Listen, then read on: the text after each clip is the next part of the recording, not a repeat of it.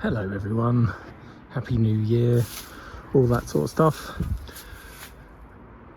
This might be a bit of a funny video. Again, it'll be done in one take because, as you might have seen in my last video, I haven't fixed my computer or downloaded any video editing software yet.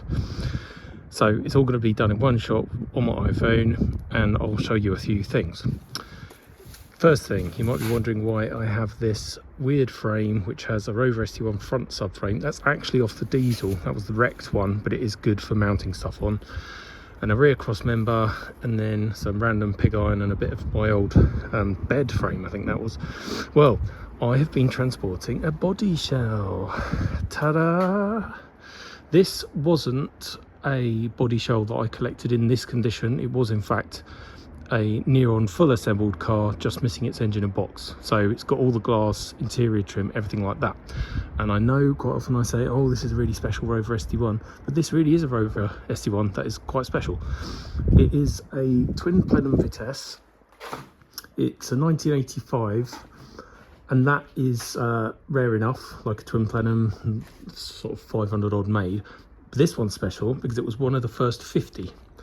And basically, when Rover did the twin plenums for race homologation purposes, they started with fully assembled single plenum Vitesses, and then the first 50 were transported from the factory on lorries to Lotus, where they were then modified. Now, so that makes this a bit special because it's one of the first 50. But what makes it even more special is that after they had got it back, this one was registered to Longbridge, and it was kept as a factory development car, and it had all sorts of weird things done to it, and then it was sent for scrap in 1986. The guy who owned Universal Salvage at the time, Cliff, he had a contract from Longbridge to scrap all of their cars. He ended up with it with no engine and box. He then fitted his own engine and box, didn't scrap it, but used it on the road until 1990. The engine and box came out again and went into a truck, and the car then just sat in his barn on his farm in Bedfordshire until I bought it 5 years ago, I think.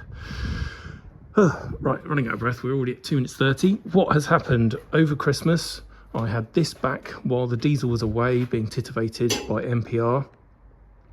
I stripped it to a bare shell. I then took the whole of the underside, if I could do this one-handed. Excuse me, it's quite heavy one-handed, but you can just about do it. Right, what's it clashing on? It's clashing on something. Basically, I took it all the way back to bare metal with strip and clean discs to get all the rubberized underseal off. Then it went to John at MJK Blasting in, well, Surrey, not far from Dorking and what's that big hill? Oh, I can't remember what. Basically, I'll put a link in and you can see where it is.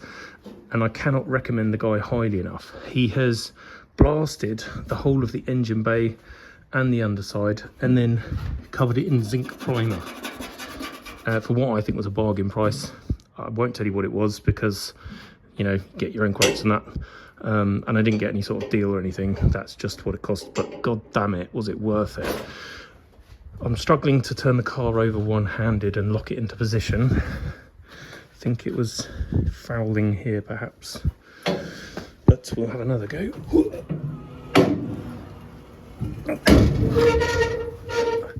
There we go. 1 second.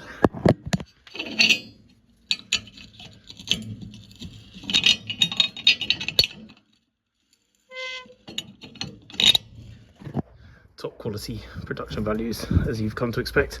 But look at the underside of this car. Now, you would have seen some of the shit heaps I've welded up in the past. This thing is 99% rust free. Even the heel boards, that is usually gone. Footwells, there's usually big holes in them. Nothing. This area is never there. That is how the cars originally were. That's the drain hole.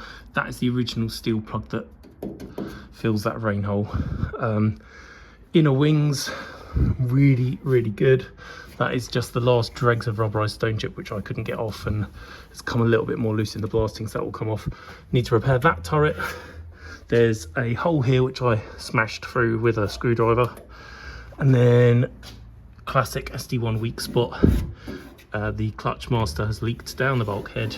When it's blasted, it's revealed all these pinholes, so that'll have to be chopped out and repaired. But otherwise, what an amazing shell. So I'll let you perv on that for a moment.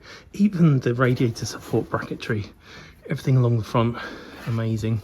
So now I've got the car back, the plan is fix any little bits of welding that need doing, like the bottom of this wing here. There's probably a day, maybe, depending on whether I could have to fabricate all of that or whether I can get it chopped out of another car.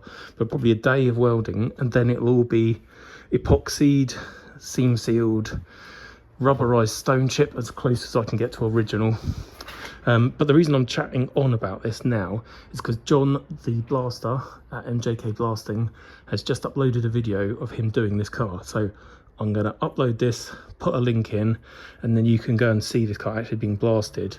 And I definitely recommend his channel because he's a very knowledgeable guy when it comes to blasting and vapor blasting as well. So he does engine parts. He had bits of E-type race cars in there.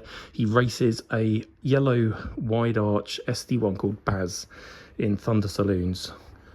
So you might actually have seen that car before. If you go on the internet and you just go into Google Images and type in Baz Rover SD1 yellow, you'll see it. He blasts with all, I think he's used different media for different purposes, but this was done with Australian quartz, which is not nutshells, it's not glass, it's not pig iron, it's really fine quartz. I wish I'd taken a video or a sample of it, but I forgot to. But yeah, it's really cool stuff. Oh, here we go. It is, with the right pressure, he can blast all of this steel, get all the rust and the pitting out, but leave a really nice, perfectly pristine surface for the zinc primer, and then whatever I want to go on top. So yeah, I'm really looking forward to putting this back together again. That's about all for now. Sorry I haven't done any proper videos. When the diesel's back, I'll do some more, and I'll pull my finger out and get some proper software. Right, that's 7 minutes 23 seconds of me chatting shite, so hopefully it made sense. Hope you're all doing well, and catch you later.